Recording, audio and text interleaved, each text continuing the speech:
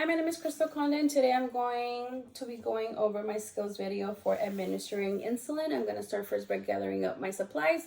I have my both vials of insulin, regular and NPH, my insulin syringe of 1 ml, my alcohol prep pad, and my clean pair of gloves. I'm going to go over my doctor's orders. The doctor sent an order of 4 units of regular insulin, 8 units of NPH, both subcutaneously every morning before breakfast. Okay, now I'm gonna go ahead and go over my 6 rates of patient medication administration. That's gonna be my right patient, my right drug, my right dose, my right time, my right routes, and right documentation. Okay, now I'm gonna go ahead and compare the order against the AHR, make sure that I have the right one. I have regular insulin 4 units, NPH 8 units, subcutaneously every morning before breakfast. Got it. Now we're going to go ahead and meet up with our patient. I'm going to introduce myself to my patient. I'm going to perform hand hygiene, close the door behind me to provide patient privacy. I'm also going to let him know why I'm there and provide some information regarding the insulins. Hi, Mr. Condon. Good morning. Can I see your wristband? And can you please tell me your full name and your date of birth? Thank you. Do you have any allergies to medication, food, or environmental that we need to be aware of today? No? Perfect. Okay. At this point in time, I'm going to go ahead and perform hand hygiene again, and I'm going to put on my gloves. Okay. Mr. Condon, good morning. Well, I'm here today because the doctor has sent an order to administer some insulin for you. He sent an order of 4 units of regular insulin and 8 units of NPH insulin.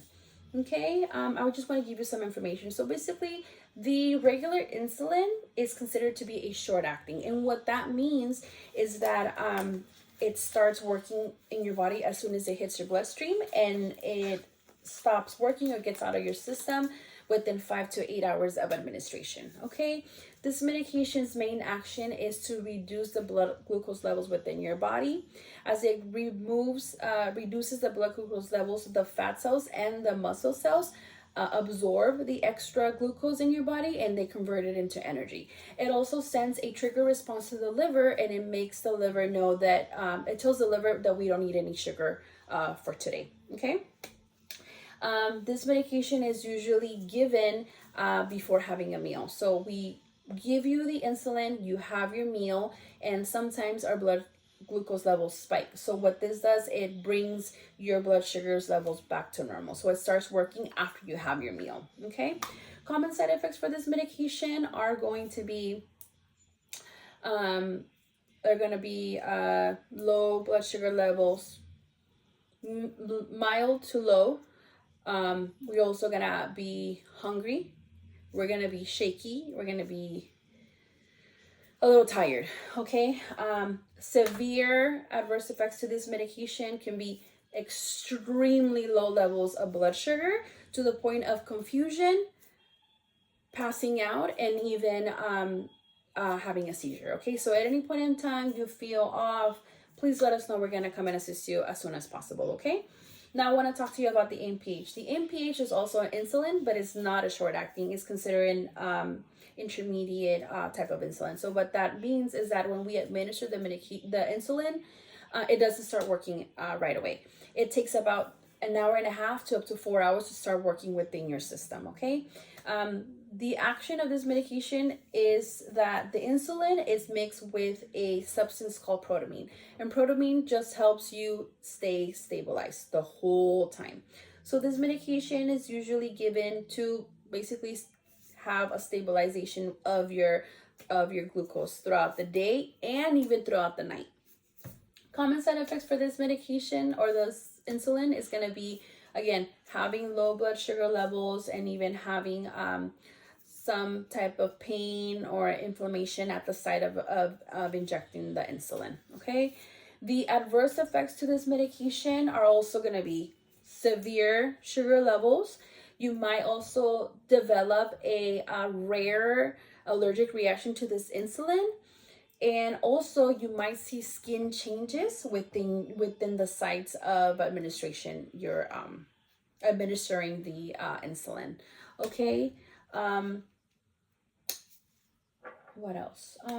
And that's really it. I also want to let you know that when I administer the insulin to you, you might feel a slight stinging or burning sensation at the site. That is not a side effect. That's just you. That's just me giving you the insulin. That's me puncturing your skin. Okay. Do you have any questions for me at the moment? No? Perfect. Okay. So I do see that we just did a blood sugar check not so long ago. The result of the blood sugar check was 110. So I'm going to go ahead and give you the insulin now. And then I'm going to come back within 30 minutes and bring you your breakfast tray so you can have breakfast. Does that sound okay to you? Okay, perfect. So I'm going to go ahead and continue. Okay, now that I've done all that, I'm going to go ahead and check my the MAR to make sure that I do have the right order.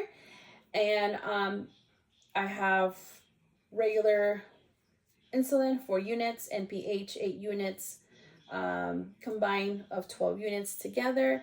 That looks about right. Because we are putting two different types of insulins within the same syringe, I want to go ahead and go over my dosage, which is 4 units of regular insulin, NPH 8 units with a combination of 12 units. I want to make sure that I'm doing it correctly. So I have my colleague who's an RN. She's going to go ahead and verify that I'm doing the order correctly. She said that's fine. I'm going to go ahead and continue. Okay, now that I've done that, I'm going to go ahead and prep my insulin. I'm going to grab my insulin and I'm going to shake it with both my hands gently, making sure that the insulin is at room temperature. Okay, typically the regular insulin is clear, and the one that we need to shake, it would be the NPH, because it has a substance and that makes the insulin a little bit on the cloudy side. So we want to make sure we mix thoroughly on the NPH.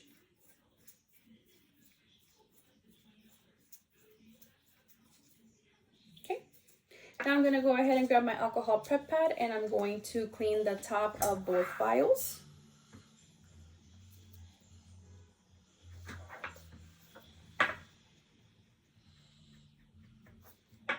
Okay. Now I'm going to go ahead and grab my insulin syringe.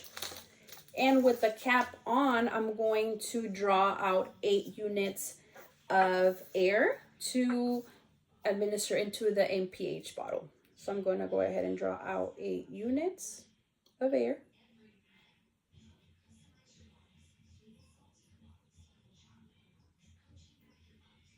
Okay, I want to show that it's 8 units of air.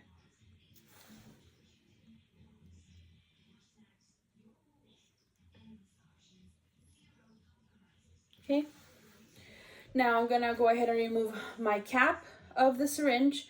I'm going to insert the needle right at the center of the vial, making sure I do not touch the top of the vial and I do not touch the needle, and the needle doesn't touch the insulin inside of the vial.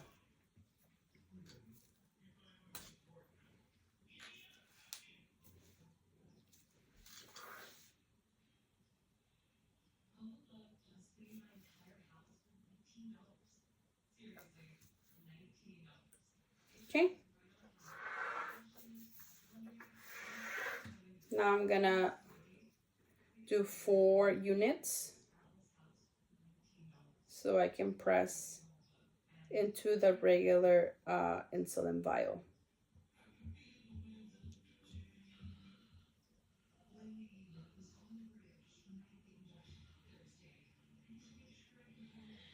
Okay. I have 4. And now the same, I'm gonna go ahead and put the needle right at the center of the vial, making sure I do not touch the top and I do not touch the needle. And I'm gonna use the plunger and push down the air. Now, because I do need 4 units of regular insulin, I'm gonna go ahead and invert the vial and pull out the 4 units. Again, making sure I do not touch the top of the vial and I do not touch the needle. And I'm gonna pull out 4 units.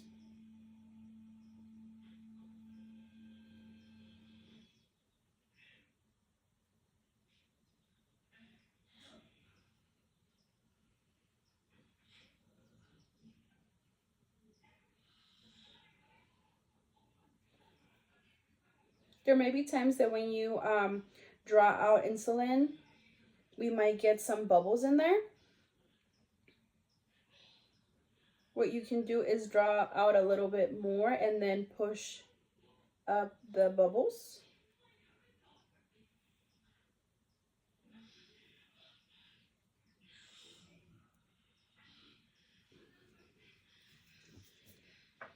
Or simply, we can just gently tap them. They will eventually draw up to the top of the syringe, and then we can gently push them out. Okay, I have now drawn up 4 units of insulin.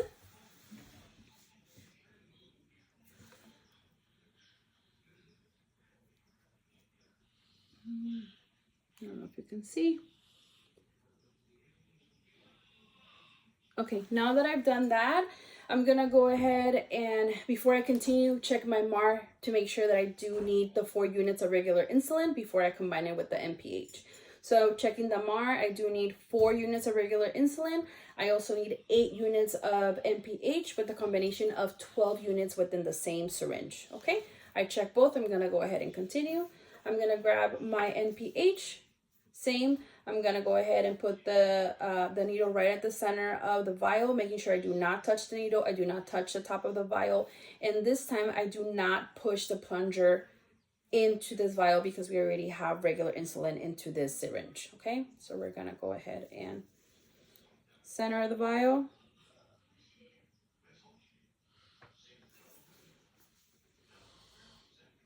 Bring the vial up. And I'm gonna pull out 8 units, making a total of 12 units within the syringe. Making sure that I draw it slowly because I can't push up if we get any bubbles.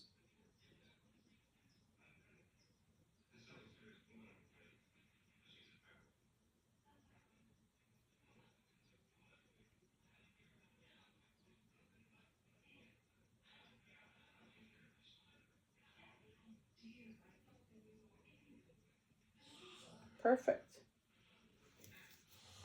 I am now at 12 units in total with no bubbles. And I do want to show that I have 12 units. That's better. Okay, I am all done using my insulin.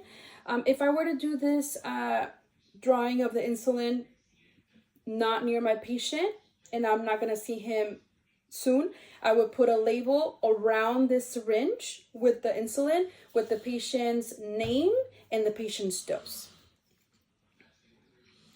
And I'm all set. Thank you very much.